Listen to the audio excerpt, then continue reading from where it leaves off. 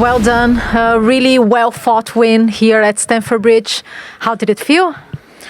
Yeah, I think it was a tough game.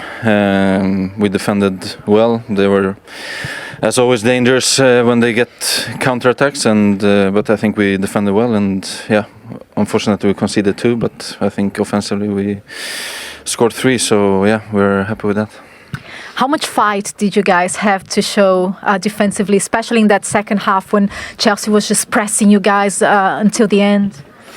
Yeah, I think we kind of done it to ourselves. We didn't play very well in the second half and let them give us more pressure really, and then yeah, that's how we probably conceded the goals and not up to our standards really. So it's a bit disappointing in the second half, but yeah, win.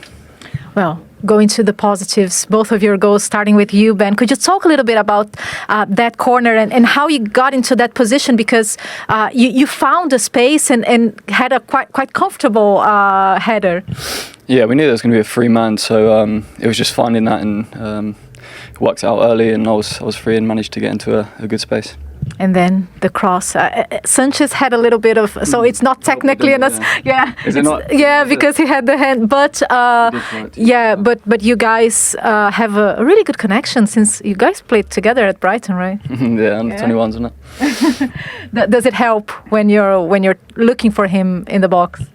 Yeah, of course. I knew he was going to be waiting for the ball across. Yeah, I didn't really look, to be fair. I just tried to fire across.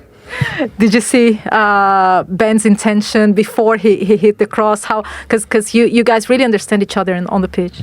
Yeah, I think it's not his first assist to me, so yeah, I knew he was gonna try to find me, and yeah, he did. So it was nice. Does that goal, Viktor, shows a lot of your strengths in just being in the right position at the right time and just poaching the ball?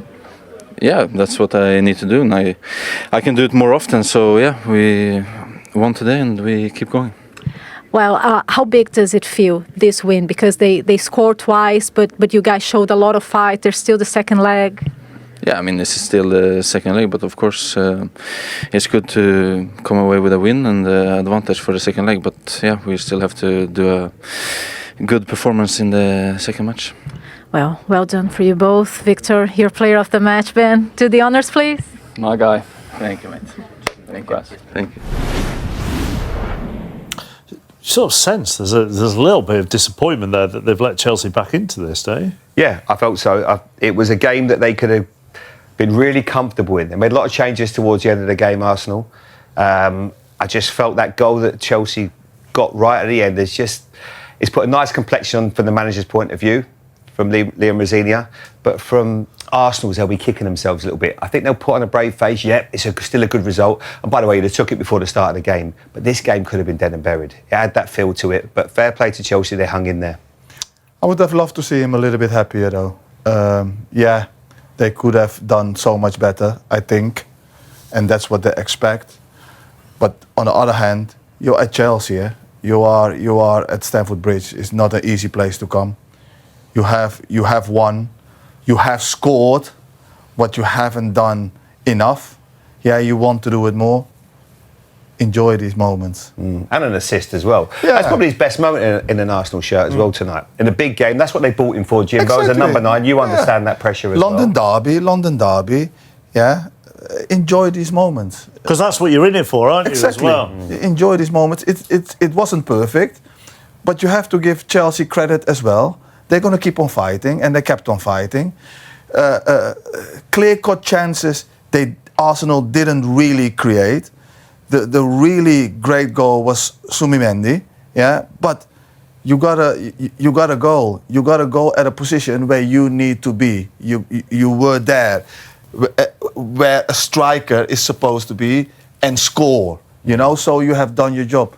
Have a smile on your face and keep on going. Before we get on to his goal and his assist, we'll look again at the first goal. Now, Ben White said to Natalie there, they worked out early on that they would end up with a spare man and it would... Zubimendi, yeah, but you got a goal. You got to go at a position where you need to be. You were there, where a striker is supposed to be, and score. You know, so you have done your job. Have a smile on your face and keep on going. Before we get on to his goal and his assist, we'll look again at the first goal. Now, Ben White said to Natalie there, they worked out early on that they would end up with a spare man and it would be him. Yeah, I think they probably underestimated how bad Sanchez would do for the goal as well, because he just completely flaps at it. He's not strong enough. And I don't really like what João Pedro does as well. Number 20 there, you can see him there, he's pretending he slipped. You've got 3 players on the goal line for Chelsea. They're the ones going to attack the ball. Not one of them really ends up getting anywhere near So there's 4 it. on 3 there. Yeah, absolutely. But then you've got João Pedro comes in to make the 4v4. Just gets under the ball. He's got his hands on his hips there, number 20. Why is he not in a ready position thinking, OK, this ball comes in, I'm going to come and attack it for my team? Look, he's not really looking at it, he's not looking at the ball. It's really poor, isn't it, Jimmy? Yeah, look, you're there to do a job. You're there to stop your opposition having a free header. Be committed, go and attack the ball, and it's nothing difficult there. A little bit of commitment, and you can win that ball. And I think João Pedro will be very disappointed with that. Can I ask you what may be a very stupid question then? It's never stupid. Well, it may question. be, but with your coaching hat on, you said you are there to stop your opponent heading the ball. Yeah. Why are you not there to head the ball yourself? Well, maybe the defensive set-piece coach wanted the starting position for those 3 to be there. But then still, my mentality is, if I am not heading that ball away, you are definitely not heading that ball away. But are we in an era of it's all about the block rather than somebody jumping 8 foot in the air and heading it? Yeah, That's what it feels like to a lot of fans. It's but all about blocking rather than heading it. Yeah, but at that position, he is not blocking. Nobody is blocking him. So he can go and meet Ben White and stay with him and have contact and head the ball away. He loses him. I don't know what has happened, if he loses the ball with the lights or whatever, but he loses it. And in that split second, he loses that concentration where White can head the ball in.